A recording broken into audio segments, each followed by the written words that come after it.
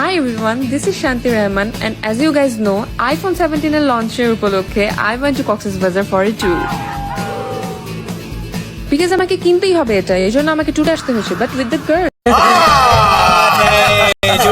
কক্সবাজার গেলেই নাকি বলে আইফোন পাওয়া যাইতেছে। তো আমার এক বন্ধু গেছিল বুঝছো কক্সবাজার কয়েকদিন আগে ট্যুরে গেছিল 7 দিনের জন্য। পরে আমার বললো যে আমি যাইতে পারলাম না, কিন্তু আমার বন্ধু যে 7 দিন ট্যুরে থেকে এলো কক্সবাজার থেকে হয়তো আইফোন পাইলো না, কিন্তু শান্তি রহমান প্রথম দিন যায় রে আইফোন 17 পাইয়া গেল, এটা বুঝতেছি না। হ্যালো এভরিওয়ান, কে অবস্থা সবার? আই হোপ সকলে অনেক ভালো আছো এন্ড আমি অনেক ভালো আছি। আজকের ভিডিওতে দেখাইমু তোমাদেরকে শান্তি রহমান কেমনে আইফোন 17 পাইলো, আর কেমনে পাইলো, কিভাবে পাইলো, কার সাথে থাকিয়া পাইলো, কার সাথে মারা দিয়া পাইলো, এটা তোমাদেরকে আজকে দেখাবো এই ভিডিওতে।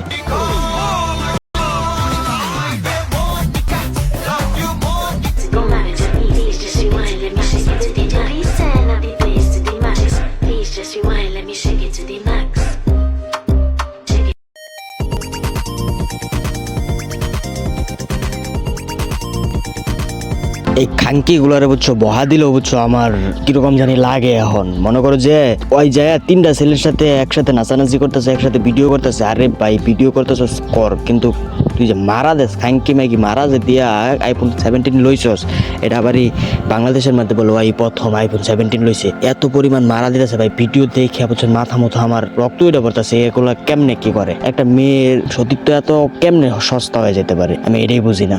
আইফোন 17 লইছে ঠিক আছে ওকে, কিন্তু আইফোন লইলে তো মার্কেটে যাইতে হয়, ট্যুরে গেছে কি লিগা?